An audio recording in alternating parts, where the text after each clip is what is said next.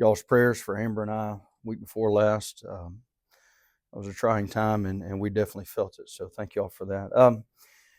This morning, I'm going to continue our Fully Persuaded series. And when Brother and Sister Beers were talking about this, and they started mentioning teaching on faith, and I the first thing that hit my mind was the verse in Romans where Paul's writing and saying, being fully persuaded that what he has promised, he was able also to perform.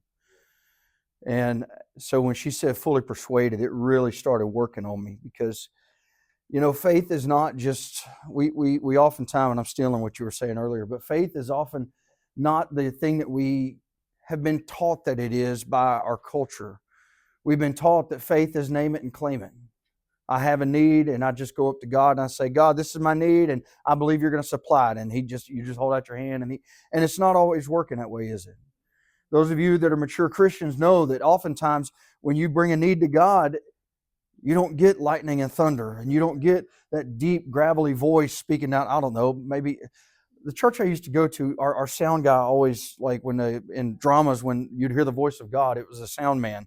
And he had just this deep baritone voice. And so I always, I guess it was just put in me that, God's got this deep, booming voice. And it's just, and, we often, we want to hear that.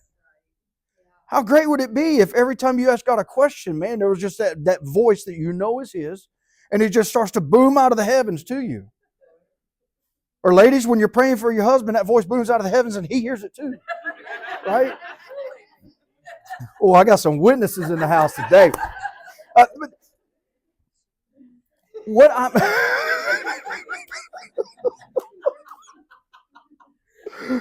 Oh, I'm glad I chose a short one. Here's the thing about faith. Faith is foundational. When I stomped just now, I felt something underneath my feet. I felt concrete. How many of you feel comfortable walking around when the ground is sinking and moving under you? I mean, we were at probably one of the worst places on earth yesterday at Chuck E. Cheese. And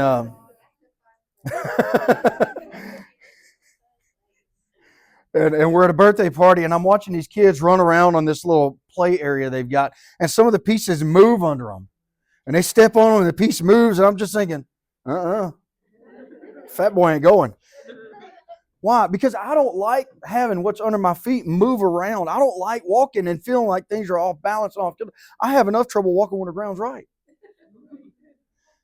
And so faith is foundational in that it provides something hard to walk on. It provides something solid to stand on regardless of what you see, regardless of what's in front of you. And so we're getting into the Word and we start to read. It says, 1 John 5 and 4. Sorry, I'm wearing bifocals for the first time teaching, so I'm going to be doing this a lot. For whatsoever is born of God overcometh the world, and this is the victory that overcometh the world, even our faith.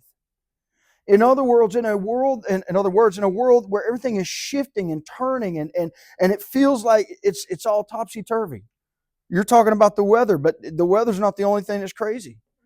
Every time you turn around, one new country's mad at another country, and we're I'm trying not to be political, but we're levying tariffs against this guy and that guy and the other guy, and they're all talking about nuclear stuff. And I mean, it's just like, man, how many of y'all feel like the whole world has gone back to middle school emotionally? It's like, man, what is wrong with people? And so we're in a world that's so changing and so topsy-turvy. And so what do you have to stand on that's real? Think about it. Because, you know that there's across the world, there's some psycho with his hand above the big red button. Probably more than one. And it's like, man, what is going to happen to us? And so we have to live in a way that we recognize that there is but one firm foundation that we can stand on. If you're going to overcome the world, you have to be able to stand on your faith. We use the word faith so often, but we don't examine it. We talk about having faith, keeping faith, losing faith, and yet it feels abstract.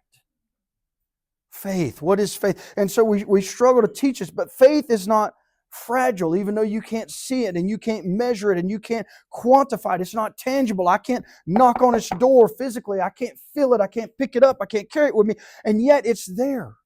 And it's so powerful. It's not fragile. It's foundational. It's the bedrock upon which the life of a Christian must be built. Brother Glaser, I don't understand. Nobody wants a house where the foundation is sliding out from under it. You don't admire the foundation in the house. Once the walls go up, the foundation disappears from view. We don't see the concrete that was here. We don't see what went underneath it. For those of you that don't know, this church is built on pilings that go down in the ground. 24 feet in a lot of spots, and then they go down and they have a 6-foot bell of concrete. You could dig out all the dirt from underneath this church down about 15 feet, and this church would still be sitting here. If we weren't in Texas and it would flood, we could put a parking garage underneath the church if we wanted to. I know there's a foundation. I watched it being poured, Brother Bierce. I saw the work going on. I had a part in being here and tying iron for it and stuff like that. And it taught me something. It's more than just a slab. It's something that goes deeper than you can even imagine. And if I ask for a show of hands in this room right now, some of you would be able to raise your hand and say, Brother Glaser, I had faith in moments that I didn't know I could have it. And you start to wonder, God, where does this come from? Where's this come from? What's happening? And you realize that it's that thing that's been ingrained in you. It's that foundation that God put under you from day one. And as we walk in Him, we grow in Him. So what is faith? It's not an accessory to your life. It's the basis. Hebrews 11 is the roll call of the heroes of faith. And I'm going to run through some of these. But Hebrews 11:1 gives you a really firm basis for it. It says, now faith is a substance of things hoped for. Substance means tangible. It means I can feel it, I can see it, I can taste it, I can smell it, and it's the evidence of things not seen. It means that I recognize that even though I don't see it, that it's coming to me, that it's going to happen, that it's going to work out. The present tense here, faith is. Faith isn't a memory from the past. It's not hope for the future. It's not us just sitting here going, ooh, I hope this works out. It's recognizing that even though I don't understand how, I don't understand when, I don't understand why, that God is in complete and absolute control. And I have a foundation upon which to stand while I expect things to work out according to His will. Faith operates now. The word substance is assurance or confidence. It gives weight to hope. Hope collapses if you don't have faith. Hope doesn't work if you don't have faith in it. And faith is evidence. Evidence is not outward proof. Evidence is that thing that leads you towards proof. Evidence is inward conviction. It allows you to walk forward even when you can't see the whole path, even when you don't understand all that's going on. And Paul reinforces this idea in Romans 4:21, being fully persuaded that what he had promised he was able also to perform. Fully persuaded that God had made a promise and that He could do it. Abraham wasn't driven by emotion or excitement. It's easy to get excited. If everybody in the room is going, whoo, it's going to be cold today. That's easy, right?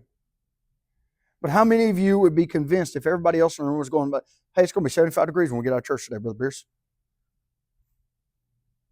Faith means that sometimes you're not in line with the crowd. Faith means that I recognize what everybody else says and thinks, but I also know that He is on the throne, that His ways are sovereign, that His ways are higher, and that I can stand on that regardless of what the crowd says. Abraham was fully persuaded. It's not denial to have faith. Faith doesn't ignore reality. Look, Abraham knew that he and Sarah were both old. He knew that they were both beyond childbearing years, but faith answered reality with greater truth. God is able. Faith is foundational because of that. You don't see the foundation in the house, everything rests on it, but it's still there and it's still holding it up. When storms come, you don't trust the roof, you trust what's underneath it. The roof is useless without a foundation. Abraham wasn't walking by sight. There was nothing for him to see. Either we have a baby or we don't, right? He was walking by persuasion. In other words, Abraham had a settled confidence in him that said, I know what it looks like, but I also know what He said. I trust Him. Hebrews 11:2, faith produces a good report. It says, for by it the elders obtained a good report. Look, how many of you have ever had to write a report? How many of you are blocking out memories, hoping you never have to again? Uh-huh. Did that report happen in a moment? No, that report happened because you read some material, you studied it out, you got a grasp of it, you pondered what to write. I got a new chair in my study at home. I called it my pondering chair. It's a big leather wingback chair. It almost looks like an evil mastermind's chair. And, and I was picking on my boss. I sent him a picture of it. I said, I'm not going to be working too much today. I'm just going to sit back and ponder about work. And he laughed and said, ponder away, but I need you on a call at 10. Yes, sir. That report doesn't happen unless you think on it, unless you focus up on it, unless you get it ingrained, unless you get material ingrained in your mind so that you can put those words to paper as this is my view of the subject matter at hand. For by faith the elders obtained a good report. That report wasn't built in a moment. It was formed over time through consistent trust in God. What He said He will do, He will do. Hebrews 11:4 is faith that sacrifices. By faith, Abel offered unto God a more excellent sacrifice than Cain. Can I tell you that faith shows up when we're willing to, in what we're willing to give to God? Abel brought his best, not what was convenient, not what was easy. Faith costs something. Faith costs you when you're the one that everybody looks at and says, man, they're crazy for still holding on. Faith costs you when you're going back to God and saying, hey, God, it's me again. I know we've talked about this, but I still have this need. I wonder how many miracles have died at the altar because people refuse to keep bringing them up. Can I tell you this morning, this is a side note, but you're not bugging God. There's Bible for that. The widow got what she needed because of her importunity. Because she returned to the judge until the judge said, look, I just fix it. I'm tired of this lady coming to me. And your Heavenly Father's not going, I'm so tired of you coming. He's not ever saying that, but when you come back to Him, He knows that if it's serious enough that you're going to keep returning, then it makes it serious to Him.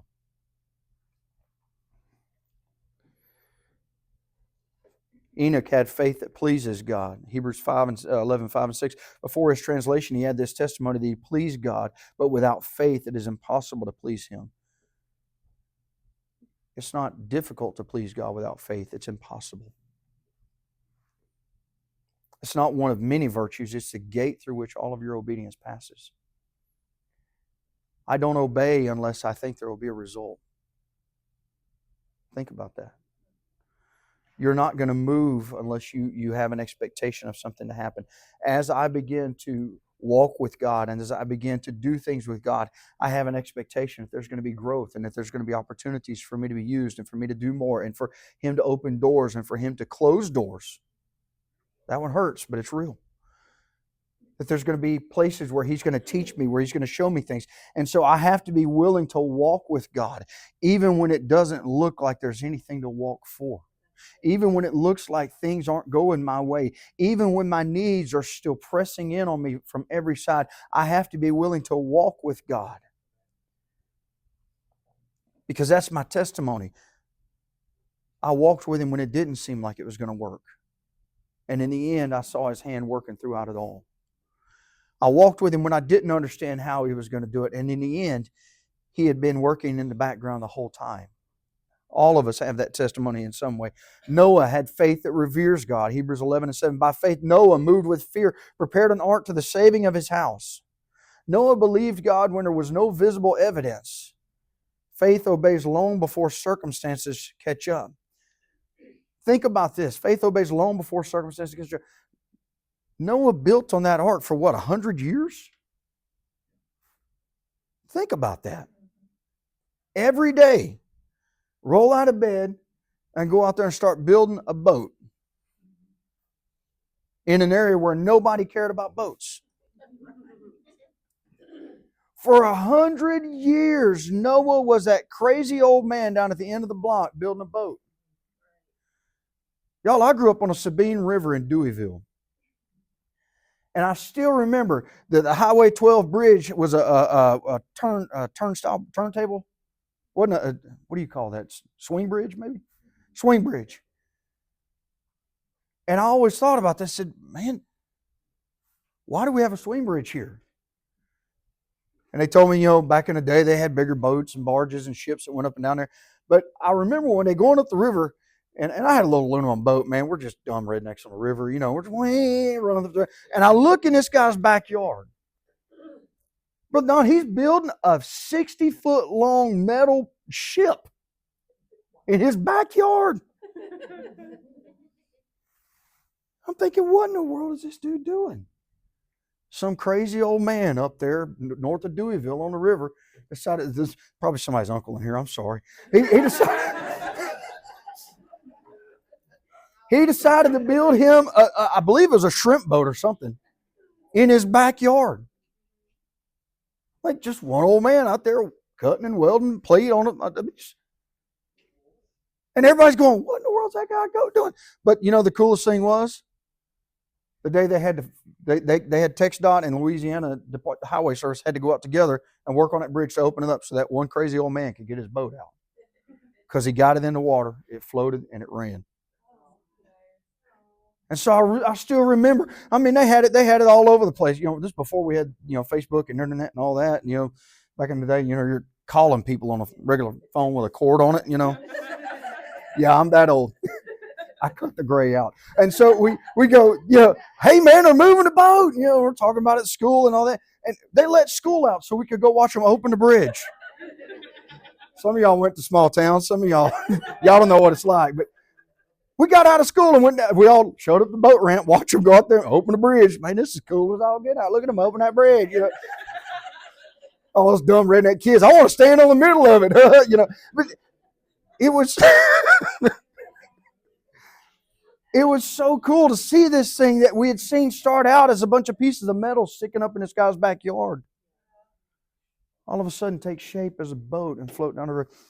It takes faith to embark on a project that God calls you to sometimes and not realize whether or not it's going to be successful. More than that, it takes faith to embark on that kind of project when everybody around you is going, you're crazy. What are you doing?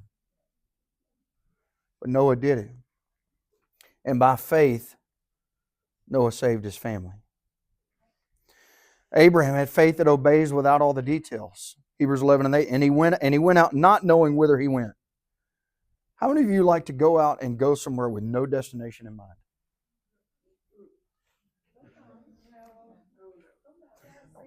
Let me talk to the brethren for a minute. How many of you like to get in a car and not know what restaurant you're taking your wife to? And she won't give you an answer. You're asking those probing questions. Do you like chicken? No. Sushi? No. You like steak? No. We're going to McDonald's. I don't really like McDonald's. Pick something, please. And I'm getting a look. I should shut up. And so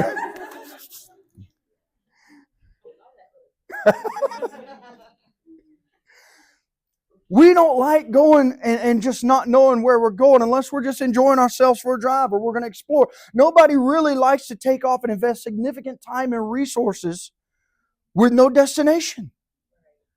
Y'all, I'm OCD. I want to know. I want to know where I'm going, what's going to happen when I get there, how long the wait's going to be. I want to know if the waiter's going to be friendly. I want to know if it's expensive. I want to know if I can get a discount. I want to know. I'm the Googler, man. I'm Googling before I leave the house. All right, we're going here. Oh, I found a coupon. Woo! And I got some witnesses. And Abraham got a word from God, and he just steps out and goes, okay. And he takes off. And you read what God tells Abraham, and a lot of it's ambiguous. Everywhere your foot steps, I'm giving to you. God, I'm tired. I ain't going over there. Think about that. Moses' parents. Faith has courage. Hebrews 11:23. By faith, Moses, when he was born, was hid 3 months of his parents. Their faith shaped a deliverer. Their faith protected God's plan to free His children from Israel. Look, if they hadn't done it, God would have raised up another one. But when God calls you to do something, oftentimes He's got a plan and a purpose in place. And if you're not careful and you're not willing to step out on faith and be courageous about it, God will have to call somebody else up. And you missed out on being used. Can I tell you that godly faith in a home can echo for generations? The reason I know what this foundation looks like is I had a daddy that believed in hard work. And he said, I'm going to teach my boys something. And it stuck with me. Joshua, I'm going fast through these. I'm sorry. Joshua had faith that perseveres. Hebrews 11:30. By faith, the walls of Jericho fell down after they were compassed about 7 days. You know, the story of Jericho convicts me. How many of you have prayed for something for a day or two and then quit? How many of you are lying and not raising your hand? Uh-huh. Yeah. In church, no less. Good. Great. Now, here's the deal. Can you imagine what the mindset was when they said, all right, we're going to line up, we're going to march around the city, and you can't talk? Most of us couldn't do it. Most of us would be like, you know what he's doing? You're talking. We don't like to have to go and do things when we don't understand the outcome.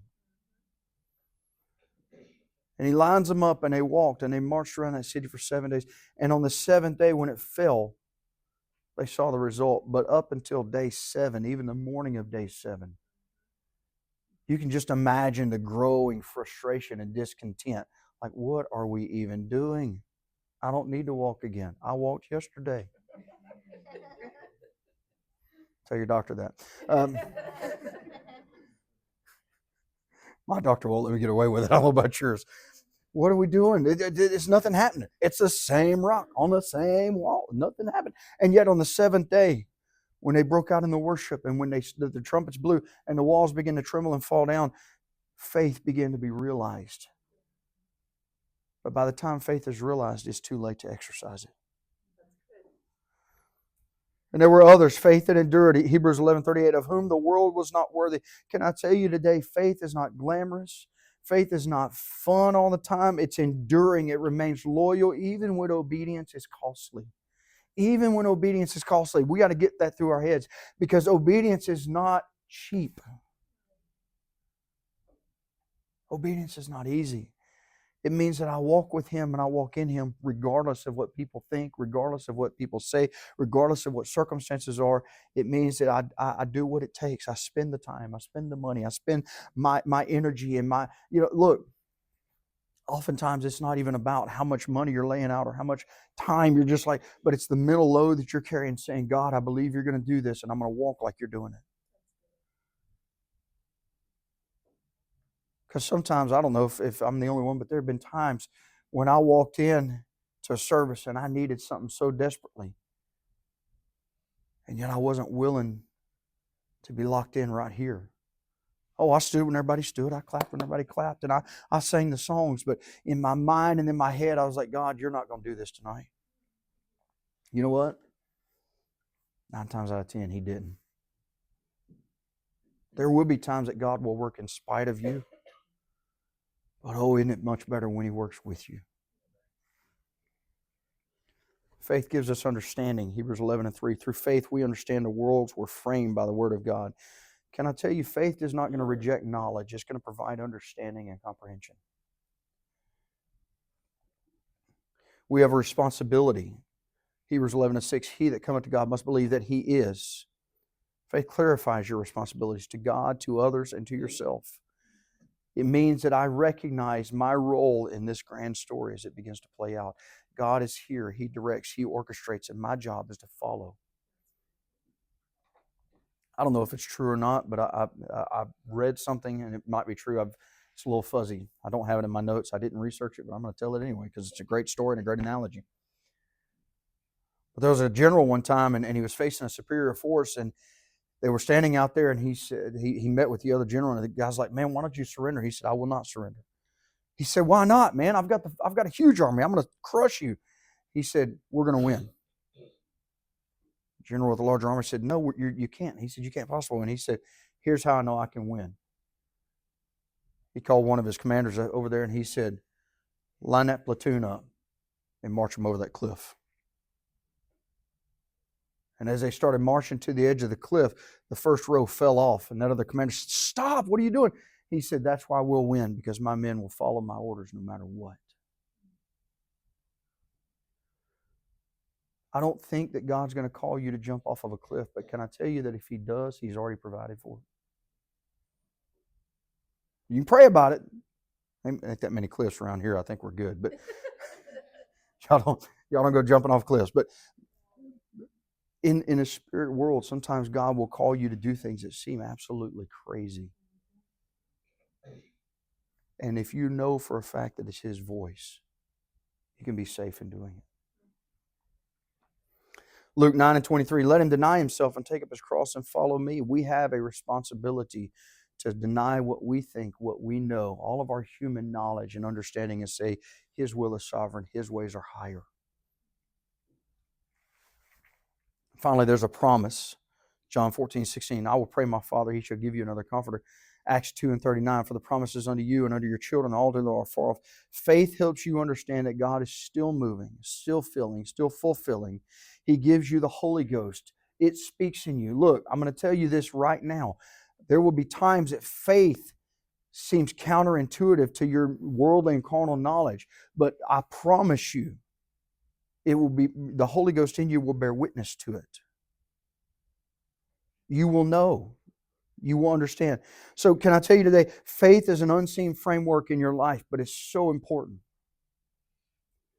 Because no matter what feelings and emotions do, faith remains and it bears you up and it holds you. When answers delay, faith still waits. When things don't seem like they're clear enough, faith still walks anyway. Have faith. Have faith. Have faith. We have to be fully persuaded. Amen? Amen. That's it.